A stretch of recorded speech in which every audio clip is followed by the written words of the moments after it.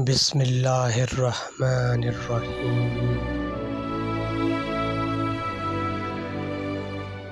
السلام علیکم ناظرین و سامعین۔ بی بی سکینہ بنت حسین سلام اللہ علیہا نے کوفہ میں ایک ایسا عظیم خطبہ ارشاد فرمایا کہ اہل کوفہ آپ سلام اللہ علیہا کی بلاغت و فصاحت پر دنگ رہ گئے۔ اس خطبہ نے لوگوں کے دلوں کو کاٹ ڈالا اور لوگ غم کے سمندر میں غوطہ زن ہو گئے۔ اس خطبہ کا لوگوں کے دلوں پر گہرا اثر پڑا اور ان کو احساس ہوا کہ ان سے کتنا گناہ عظیم سرزد ہوا ہے۔ حضرت سکینہ سلام اللہ علیہا کے خطبے کا متن کچھ یوں ہے: حمد ہے اللہ کی ریت کے ذروں اور سنگریزوں کے برابر، عرش کے وزن سے لے کر زمین تک میں اس کی حمد بجا لاتی ہوں، اس پر بھروسہ کرتی ہوں، گواہی دیتی ہوں کہ اللہ کے سوا کوئی معبود نہیں ہے، وہ یکتا ہے، اس کا کوئی شریک نہیں، اور حضرت محمد صلی اللہ علیہ وآلہ وسلم اللہ کے عبد اور رسول ہیں، اور آپ صلی اللہ علیہ وآلہ وسلم کی طاہر اولاد کو فرات کے کنارے پیاسا ذبح کر دیا گیا۔ اے اللہ، تو نے اپنی مخلوق سے علی ابن ابی طالب علیہ السلام کی ولایت کا عہد لیا اور ان کو اس عہد کی وصیت کی، لیکن مخلوق نے تیرا یہ عہد توڑ ڈالا اور امیر المؤمنین علی علیہ السلام کے حق کو غضب کر لیا اور آپ علیہ الصلوۃ والسلام کو شہید کر دیا، جیسے کل انہی کے بیٹے حضرت امام حسین علیہ السلام کو شہید کیا گیا۔ اے اللہ، تو جانتا ہے کہ میرے دادا علی علیہ السلام کو تیرے گھر میں شہید کیا گیا، جس میں دیگر مسلمان بھی موجود تھے، اور انہوں نے اپنی زبانوں سے ان کی مظلومی کا اقرار کیا، ان پر ہر طرح کا ظلم روا رکھا گیا، لیکن انہوں نے تیری خاطر صبر سے کام لیا، اور وہ اس حال میں دنیا سے گئے کہ ان کی حمد بیان کی گئی اور ان کے فضائل و مناقب ہر جا معروف ہیں اور کوئی بھی ان کے مقام تک نہیں پہنچ سکتا۔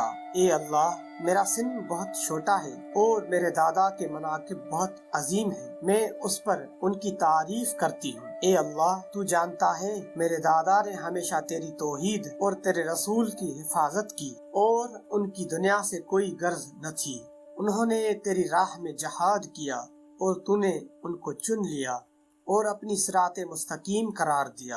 اے کوفیو، مکر و فریب اور دھوکہ دینے والو، اللہ نے ہم اہل بیت علیہم السلام کے ذریعے تمہارا امتحان لیا اور تم کو ہمارے ذریعے آزمایا اور ہماری آزمائش کو حسن قرار دیا۔ اللہ نے اپنا علم ہمیں ودیعت فرمایا، ہم اس کے علم کے امانت دار ہیں، اور ہم ہی اللہ کی حکمت کے مخزن ہیں، اور ہم ہی آسمان و زمین پر اللہ کی حجت ہیں۔ اللہ نے ہمیں اپنی کرامت سے شرف بخشا اور ہمیں ہمارے جد حضرت محمد صلی اللہ علیہ وآلہ وسلم کے ذریعے اپنی ساری مخلوق پر فضیلت بخشی۔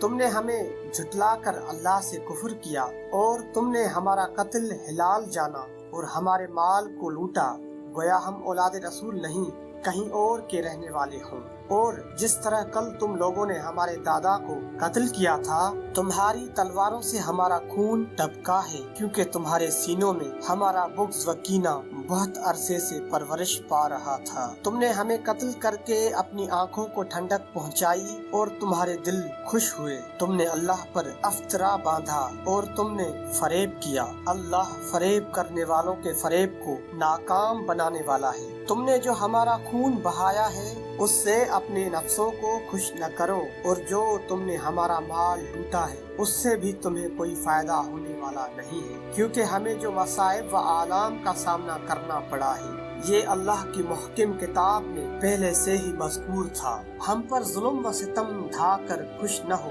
بے شک اللہ تکبر اور غرور کرنے والوں پر لعنت کرتا ہے۔ تمہارے لیے ہلاکت ہو، ان قریب تم پر لعنت اور عذاب نازل ہوگا، اور وہ تمہارا مقدر بن گیا ہے، اور آسمان سے کثرت کے ساتھ تم پر عذاب آئیں گے اور تم عذاب عظیم دیکھو گے اور سختی کا تلخ ذائقہ چکھو گے۔ اللہ کی ظالمین پر لعنت ہو، تمہارے لیے ویل جہنم ہے۔